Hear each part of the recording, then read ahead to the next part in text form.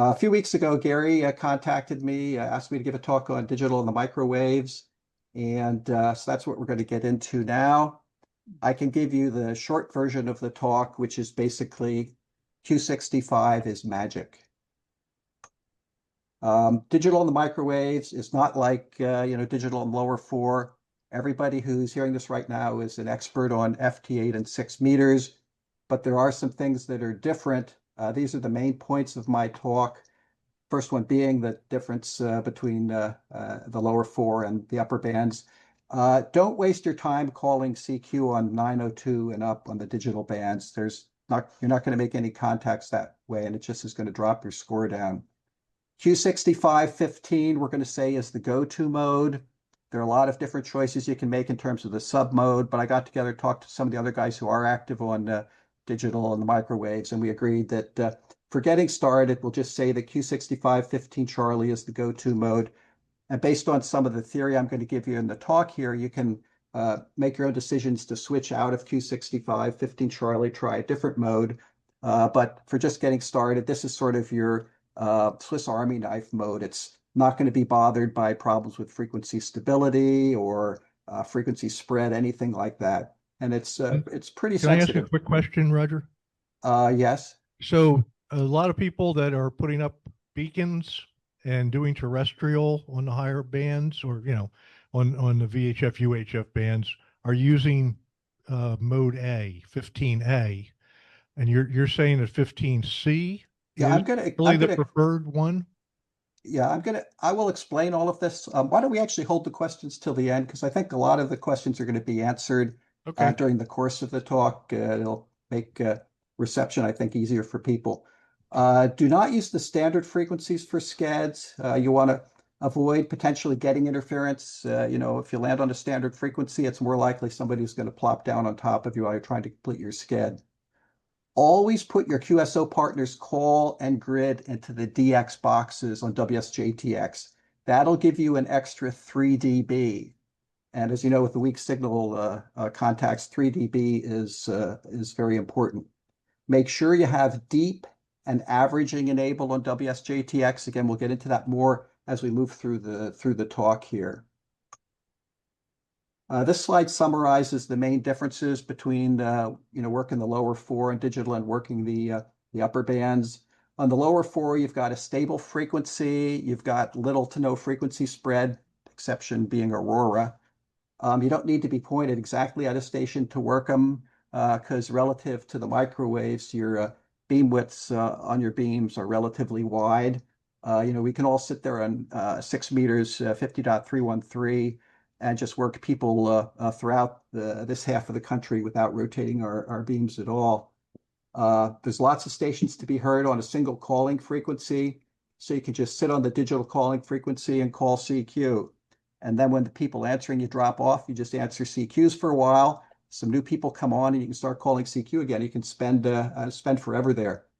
It does not work like that on the microwaves. The microwaves, first of all, the frequency is less stable. Unless you're GPS locked, you may have some drift just right off the bat without any propagation entering the factor.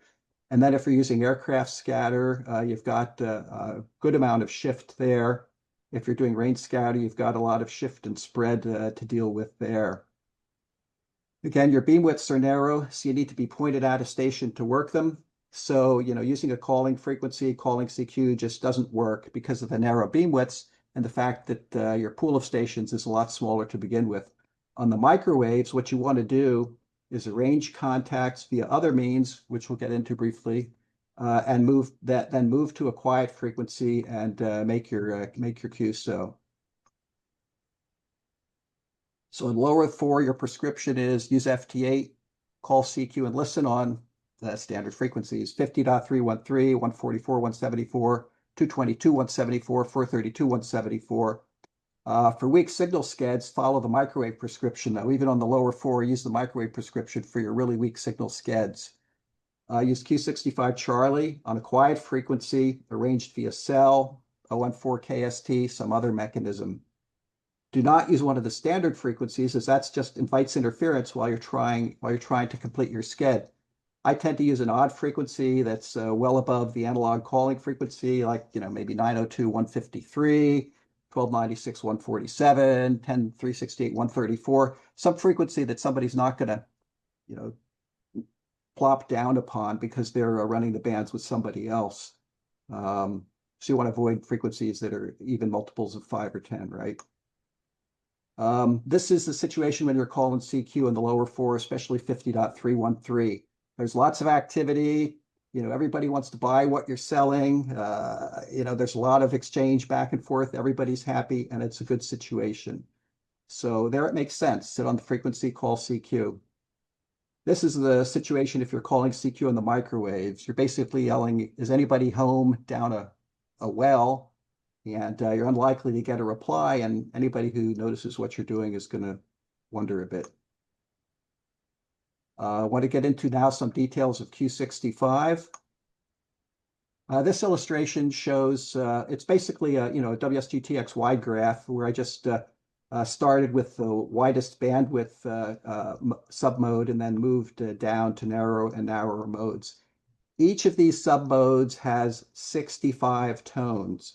They just get compressed more and more and more as you go from 15 Charlie to 15 Bravo to 15 Alpha to 30 Alpha, 60 Alpha, 120 Alpha, or 300 Alpha.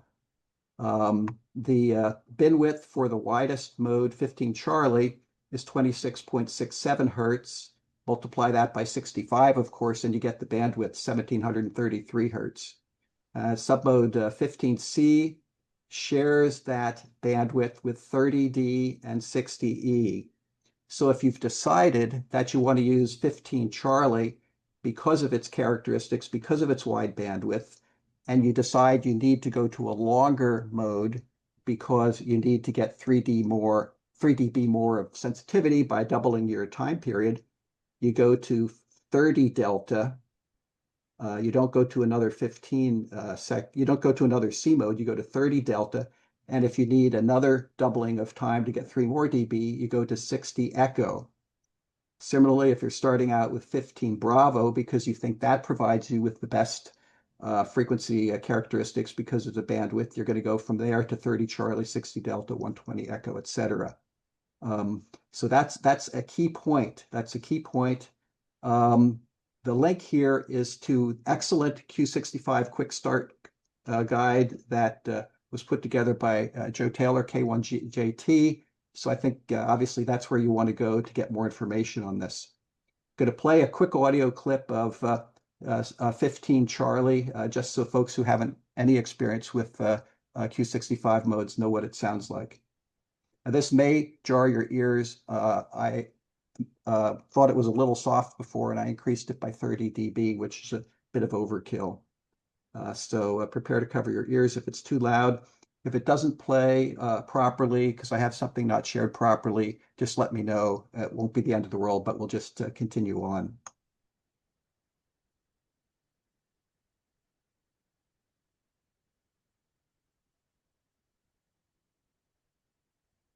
Okay, could you guys hear that at all? Nothing came through. Okay, we'll No ignore audio. the audio tones then. Although let me see, maybe I can turn it on here quickly without wasting everybody's time. Let's see. No, I don't see it. We're just going to forget about that. This table looks complicated, but it's really not, and it really is an explanation for why we don't just run up the bands with the FT8 or why we don't use some other mode besides Q65. Again, the slide's pretty simple. Down the leftmost column, you've got Q65, various submodes, and then you've got all the other modes that were considered to be very good for frequency tolerance, either shift drift or spread, before Q65 came along. And then FT8's not one of those modes, but I put it at the bottom so that we could emphasize the differences.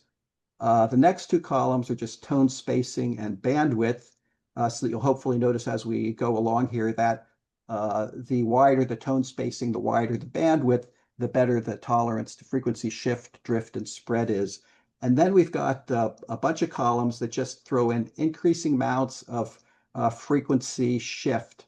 Now, this is the frequency shift in terms of hertz per second. In other words, how much the frequency Doppler shift is changing over time. The digital mode does not care if there's a Doppler shift, but it's constant because you just click on the signal and it takes care of it. What it has problems with is when the signal is constantly uh, changing frequency, changing the amount of drift. So that's moving from bin to bin to bin, which obviously screws up the decoding.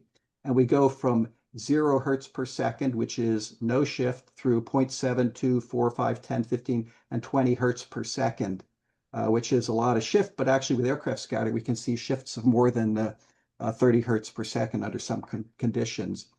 The first three boxes here, the first three rows are for Q65, 15A, B, and C when there is no drift correction applied by WSJTX. And you can see that without drift correction, A and B go out to about 2 hertz per second. C gets a little bit further. It gets out to 4 hertz per second, but it doesn't get any further than that. That's maybe not that great, but look, FT8 dropped out after 0.7 hertz per second. Anything above that, and it no longer meets the sensitivity criteria. So FT8 flunked this test. If we add the drift correction to the mode, which you do by going to the max drift spinner on WSJTX and increasing the value above 0, then you start adding drift correction. And you get increasing drift correction as you go from 0 up to the maximum value, which is 50.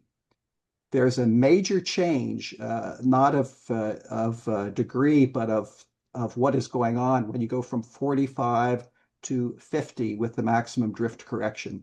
Up to 45, drift correction is only applied to the first set of decoders, the so-called Q01 and 2 decoders, which do not function when AP or a priori information is being used. When you go to 50, that adds additional drift correction so that the AP decoder is also drift corrected, and that makes a huge difference in frequency drift or shift tolerance. And you can see when you do that, you get decoding even with A all the way up to through 20 hertz per second drift. You lose 5 dB by that with that shift. You can see here you go from -23 to -18 for the threshold, but that's much better than not working at all. And Bravo, 15 Bravo, which is has a wider bandwidth, that goes all the way out to 20, and it only loses 1 dB by that point. Charlie has absolutely no degradation at all out to 20, and in fact, it goes out way further. We're not showing it on the chart here.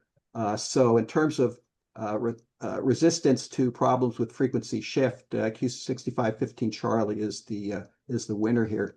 And you can see these other modes that were our go-tos before. They're all 5 to 15 dB less sensitive to begin with than Q65 15 Charlie, and none of them have the frequency tolerance that Q65 has. So in terms of shift and drift, Q65 is, with drift correction thrown in, unbelievable, and it really knocks the pants off of FT8, of course. So that's shift and drift. But what about spreading? With rain scatter, snow scatter, aurora, there's a tremendous amount of spreading. How does Q65 do with that? And of course, you can't correct for spreading. With drift, what we do is with first decode, we see the sync line, the sync tone, and we can measure the slope df dt, and then we use that to correct the signal and basically eliminate the drift. But with spreading, you can't do that because it's just random motion of the signal's frequency in both directions. There's no way to predict that. It just happens. So everything with spreading depends upon what the bin width is. Well, this slide shows what happens with the submodes. The y-axis here is percent successful decodes, going all the way from 100 down to 0 for both 65 15A, which is on the top, and 15B, which is on the bottom. And then from left to right, you've got the mode with increasing amounts of spread applied to the signal. On the very left, you've got 0 hertz, and then you go 50 hertz, 100 hertz, 200 hertz, 300 hertz, 400 hertz, 500 hertz. And you can see Q65 15 alpha is really not so tolerant of these larger shifts, which you will see with rain scatter, aurora, and snow scatter. And by the time you get out to 300 hertz, it no longer ever decodes 100% of the time. And by the time you get out to 500 hertz of spread, even with super strong signals, it only decodes about 25% of the time. B, 15 Bravo is much better because it's got a wider bin width and a wider, of course, then total bandwidth. And you can see it even with the 500 hertz of spread at stronger signal levels, it's decoding 100% of the time correctly. In terms of how much sensitivity it loses, it goes, if you look here just at the 50% mark, you can see here for 500 hertz of spread, it's at minus 11. At 0, it's at minus 25. So it loses about 14 dB of sensitivity with increasing spread. On this slide, we've got Bravo again on the top and 15 Charlie on the bottom. And you can see, as expected, 15 Charlie is even better than 15 Bravo was. And here we only lose about 11 dB as we go from 0 to 500 hertz of spread. This shows you again why FT8 is not the right tool for this job. The dotted lines here are the Q65 15 Charlie curves, again repeated exactly as they were in the previous slide. On this slide, this blue line is FT8 with 0 shift applied. This red line here, way over here, very insensitive, is FT8 with only 50 hertz of spreading applied. So with Q65 15 Charlie, you go from here to here with 50 hertz of spreading. With FT8, you go all the way from there to there. So clearly, FT8 is not the tool for the job. It's great for what it was designed for, but if you've got any frequency spread problems, it's not the tool you want to use. I want to talk a little bit now about Q65 15 Charlie and aircraft scatter. And this is just to remind me of that and also to show you that there's a lot of planes available. When I was putting the talk together yesterday, I just went to our database map, turned on the aircraft function, and grabbed this screen grab. These are all the airplanes that were available at a random time yesterday afternoon. So lots of opportunities for aircraft scatter. This is a typical aircraft scatter signal that was taken from the wide graph WSJTX. This particular plane was flying at the typical speed for the commercial aircraft of 800 kilometers per hour. And it was crossing the path between the two ham stations at 90 degrees at about the midpoint of the 500 kilometer path. And this is on 10 gigahertz. The shift here, shift rate is 13.6 hertz per second. If you go down to the chart here, we've got increasing distances between the two stations trying to make the contact from 300 out to 900 kilometers. We've got most of the points showing what happens when the airplane crosses in the center of the path, but the bottom two here show what happens if it's only a quarter way along the path. And then we show what the shift rate is going from nearly parallel to the interstation path with the plane crossing at 10 degrees all the way out to where it's crossing perpendicularly at 90 degrees. And you can see for a short path, a 90-degree crossing, you get about 23 hertz per second of shift, which is roughly double what you see here. As the paths get longer, the shift, of course, gets less because the geometry changes. And then if you move the plane from the center of the path to much closer to one end or the other, the geometry changes so that you get much greater shifts. So like for a 300 kilometer path here, with the plane only a quarter of the way along the path, the shift goes up to 30 hertz per second rather than being the 13.6 hertz per second we saw. And you can, for different path differences, different frequencies, you can just proportionally change these numbers. But the basic message is with aircraft scatter, you can get really huge shift rates up to around 30 hertz per second. And 15 Charlie will handle those. These are some more aircraft scatter signals Actually, I took this slide when I was doing some tests with Don W1FKF. And you can see that there are some stronger signals here, and there are also some weaker signals. And it turns out the weaker signals have this Q5 designation over here. That's the designation we used when we were developing and testing this AP drift correction that I was talking about. And the weaker signals required that the stronger signals decoded without that. And they were marked here either Q0 or Q2. Next, I want to talk about using Q65 with Aurora. And this was really, Rex VK7MO was the guy that first did this. He reported on it in Dubas, going to be maybe 3 years ago soon. And he was able to make contacts very easily. He never saw anything on the waterfall because the signals were so spread. Even though the signals were quite strong, again, up to -4 dB, never saw anything, never heard anything, but our magic Q65 15 Charlie gave him lots of decodes. He thought the spread was probably about 400 hertz. I'm guessing he estimated that from what he saw when he was doing, CW or Aurora in the past. Again, since he couldn't see or hear anything, that would be difficult to actually get that number from the data. The parameters he used, he made sure WSJTX was on deep decode. He found that gave him 10% more decodes than if he didn't have deep activated. He made sure he had the call sign and the grid and the DX boxes, as we talked about.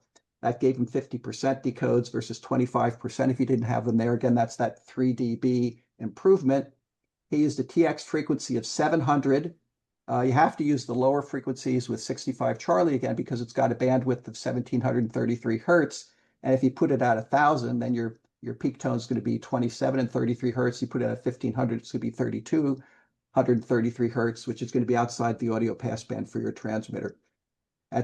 With these particular tests I'm discussing, he had 300 hertz Doppler shift. So he set the receiver frequency 300 hertz above 700 or 1,000 hertz, and he sent FTOL to 500. And while the frequency Doppler shift was 300 hertz, it was stable. This graph over here shows the shift rate or shift change rate with his tests, and most of the signals had a shift rate of 0 hertz per second. And even the ones that did have some shift, you can see the numbers are well below the values that we saw for aircraft scatter, not getting up anywhere near to 20 or 30 hertz per second as we did with aircraft scatter.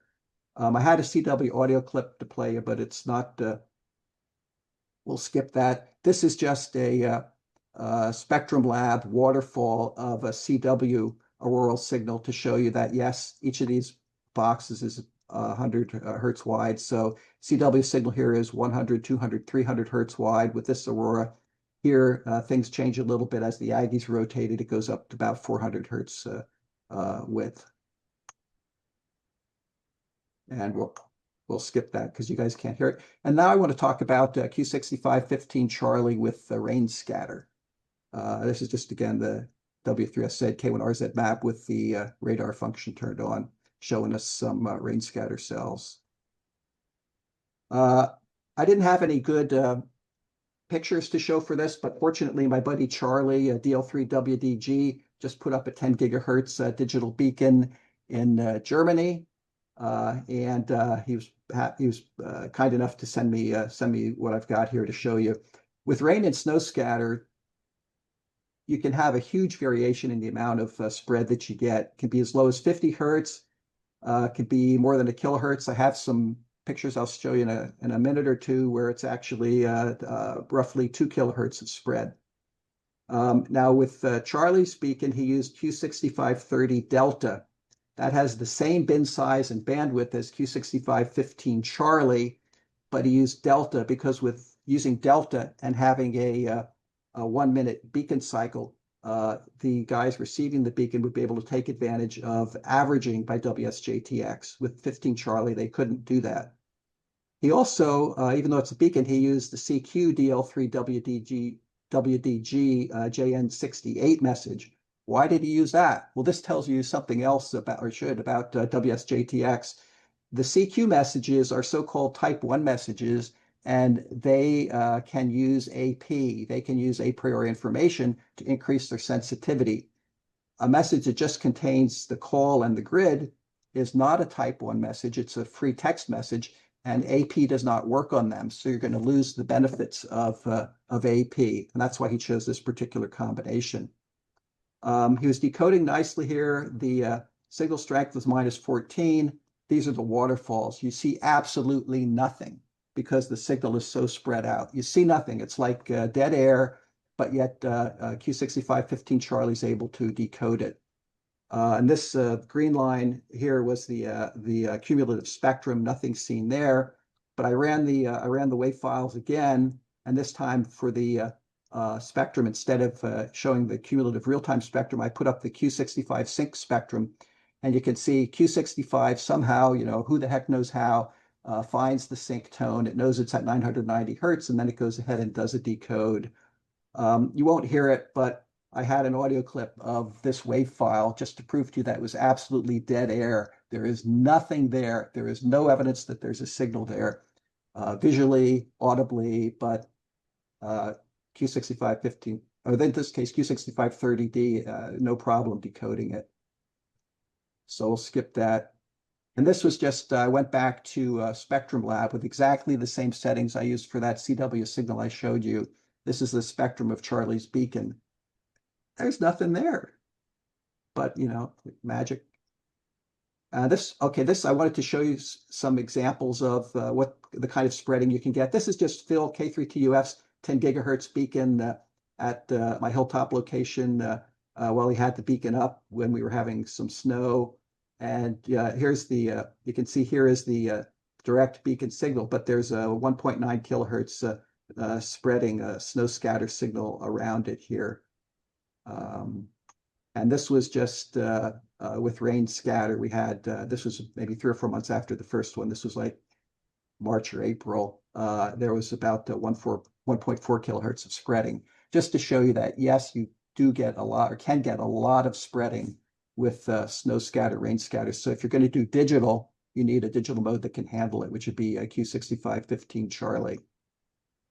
Got a few setup suggestions for how to set up WSJTX properly for this. And I'm using for this WSJTX version 3.0.0 Improved Plus, which is what I recommend to all of you. That has some nice features. It's got these band buttons. I just click 10 gig here to put my radio and transverter on 10 gig. Then go over here and click Q65 to set up a Q65 mode. And then to get 15 Charlie, I just click the 15 Charlie button here. You can also set the sub mode by going over to this little sub mode box here and using the up and down arrows, A, B, C, D, E, whatever, and then coming down here to TR and setting it to 15, 30, 60, whatever. But it's a heck of a lot easier to just click the magic button here. And you'll notice I've got max drift set to 50 because I'm getting set to do some aircraft scatter, and I want to get the maximal advantage for drift correction and be able to use the drift correction of the AP decoder. And then over here, again, we've got the frequency at 700, because if we put it higher at 1,000 or 1,500, our audio signal is going to be out of the transmit passband. I'm starting out with receive at 700 also. I will undoubtedly need to change that when I see where the other station actually comes back to me. And I've got FTOL set to 500. You do not lose much at all by increasing your FTOL to 500 versus much narrower values. And this means if the station doesn't come back on the frequency I expect him to, I won't have to have a Chinese fire drill trying to quick get everything working right where he actually is. And then over here in the DX boxes, I've got the call I'm trying to work AC2 AC and the grid FN27. So I get the extra 3 dB there. Also, I've come up here and I've clicked on the decode, as you can see, and I've made sure I've got deep checked, and I've got enable averaging checked, and I've got auto clear average after decode. So I've got maximal sensitivity. So that's the talk. Again, I want to emphasize the main points. Digital on the microwaves is not like digital on the lower four. You've got a lot of skills that you've developed using FT8 on 6 and 2, maybe 222 and 432 too, but you've got to add the, change your modus operandi somewhat and add some new skills. It's not worth your time calling CQ on 902 and up. Q65 is the go-to mode. The main thing to understand is don't waste your time with FT8. As to exactly which submode you use, that really is, a much less important question. We chose 65 Charlie because it will handle all, it's like, again, like I said, the Swiss Army knife. You can choose one of the other modes if you want. Just be aware of what you're doing and do what you're doing in a scientific fashion based on the information I gave you about frequency tolerance to shift, drift, and spread. Don't use the standard frequencies for your skeds. Just if you do, you're much more likely to have somebody land on top of you. You want to avoid getting interference if you possibly can. Always put your QSO partner's call and grid into DX boxes on WSJTX. Again, that gives you an extra 3 dB, which is huge.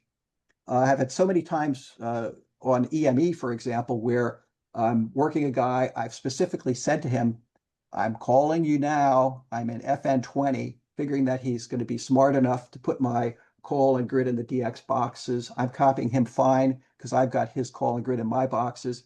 We go for 15 minutes and I say, aren't you copying me?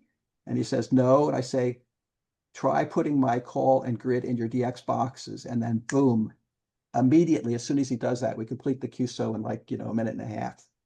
So that is essential. And you're throwing away sensitivity if you don't do that.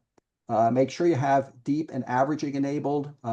Many times with these really weak signals, you're not going to get somebody with the first go round, but if you've got averaging enabled, it's gonna gradually build up enough signal to noise that the decode will come through, and you'll be able to make the contact and get the grid you need. Okay, so that's it, and we'll stand by for questions.